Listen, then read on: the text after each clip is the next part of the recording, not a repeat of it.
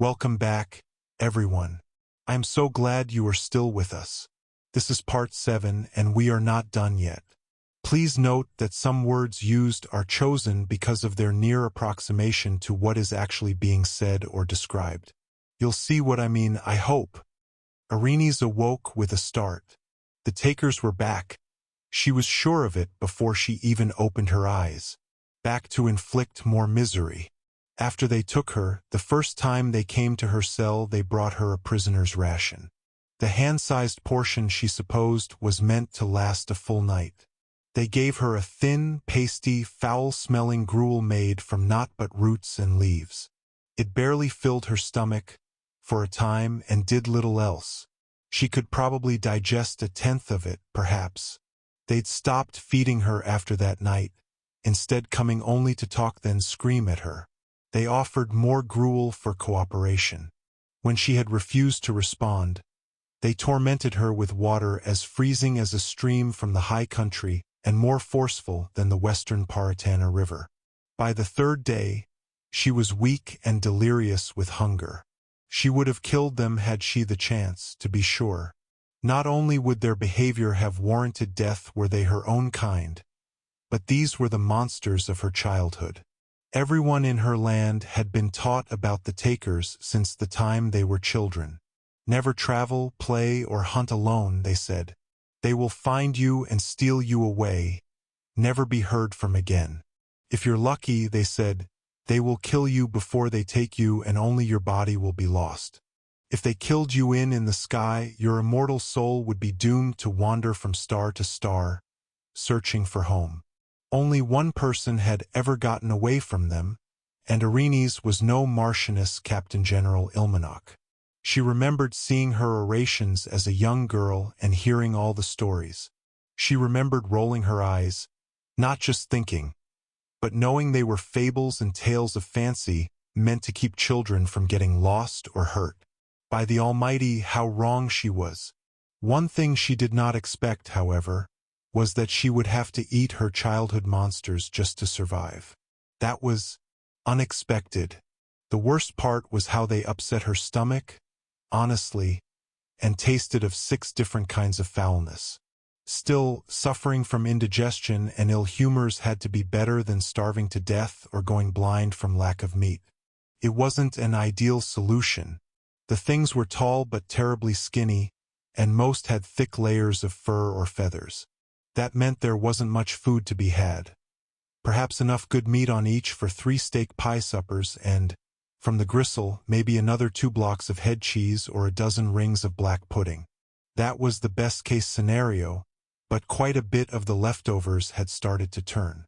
She, of course, had to dine without the benefit of a proper butcher's preparations. Part of her wondered if that made her a cannibal, but the rest of her didn't give a damn. She was mad with hunger when she accidentally killed the first one, hungrier when she ate it, and knew she would be hungry again when she killed its friends. Were they people just because they could talk? She doubted it. They didn't look like people. They looked like scared cattle or seafood that could walk. Would she have eaten a talking fish if she was hungry enough? Apparently so. On the 6th day, like every day before, someone came to yell and blast her with frozen water until her flesh was raw and torn. She realized something important in that moment. The water had pounded Arenes while she huddled like a formless mass of rotwood, pressed to the ground over the corpses of her enemies, holding their bones, skin, and offal tight to her chest to stop their sustaining remnants from washing away.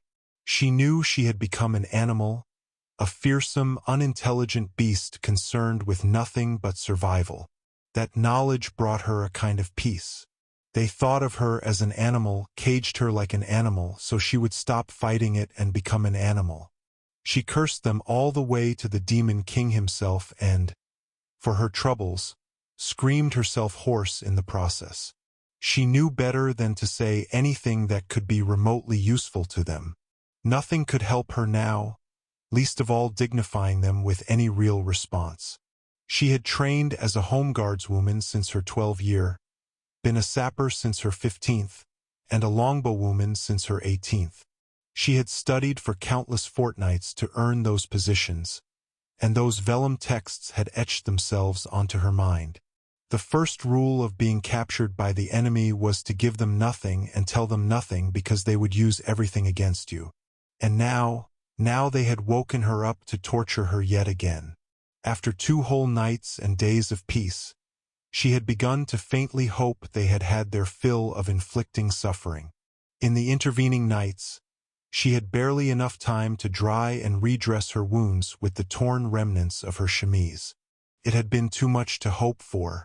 Holding herself, she began to shake in place, clenching her teeth and squeezing her eyes shut to hold back the tears. Erinyes would not let them see her suffer. She slowly opened her eyes. Listening to their noises, she again accepted her fate. The witchfire wall between her cage and the surrounding room would let in things like water and sounds and probably arrows. But none of the same could she send outwards, nor could she be heard. "Think there's been some kind of mistake here," she could hear someone say. His voice, his real voice, not the one the imp they put in her ear used, sounded different from the others. It reminded her of barking, higher pitched than theirs, but still sounding deep to her, like a man's. She had never seen it before, but the new visitor looked almost like a proper gentleman, though his legs were too straight and his face a bit odd. He looked much more normal than the other monsters, and more approachable, more personable. If he was indeed a monster at all and not something else entirely. Whatever it was with the takers, and she would kill it. She had no room for mercy in her heart for any of the takers or their serfs, servants, kith or kin. If the opportunity presented itself, it would die like the others and sustain her for another week at least. On the off chance that the witchfire yielded so the creature could approach, she began scraping around the floor. She would find a bone to throw from amongst her rotting friends that served as her only food and companionship. She first found a fragment of skull from the one she named Fernal, the brains scooped out days ago. They had been too fatty, but with a pleasant measure of saltiness. She threw it aside. A whole skull might have been better, but his, like the others, had been crushed when she pulled them through her cell bars. Reaching down again, she found his jaw, or beak, or something. Whatever it was, though spindly, it was large and had quite a bit more heft than the other remaining pieces. It would more than suffice to dispatch one of these feeble takers. She approached the bars slowly, as if she were stalking game, which, in a sense, she was. The strange visitor was distracted, knocking at the door to her outer room, asking to. In an instant the witchfire's hum died and she threw. Her sudden reaction surprised even herself. She hardly expected the witchfire to actually depart, nor even realized she'd been preparing to throw. Oh well, it was what it was. Any second thoughts on the matter were pointless. Goodbye, Fernal's jawbeak. Goodbye, new visitor. One of the Empress's best archers. Erinyes' aim had been true. The new visitor dead, and, ow! Who bonked me? Erinyes let out a squeak, jumping back 3 whole paces and upwards at least 2. She landed with a bang followed by the awkward scrabbling of claws on metal as she righted herself. That wasn't supposed to happen. It definitely wasn't dead and she'd only made it cross. It had moved so quick, she hadn't even seen the thing turn to face her, nor take up what was unmistakably a fighting stance. Unlike with every other being on this ship, some of whom were twice her height, she suddenly became aware of how much larger than her he was. Suddenly, Erinyes really wanted to apologize. "Hello? Who's there?" the man demanded. He took a step back and began scanning the dark room. "That fucking hurt. Right in the head, too.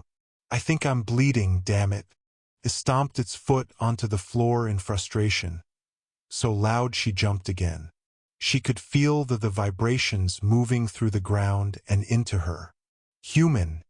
The walls spoke. She recognized that voice. It was the warden. That evil creature. That vile thing that she wanted dead more than life itself. What it had done to her, she suppressed a shiver just thinking about it. I'm on to you, Deathworlder, the voice continued from a raised indentation in the wall. We know what your people are, what they're capable of, and now you've met your match.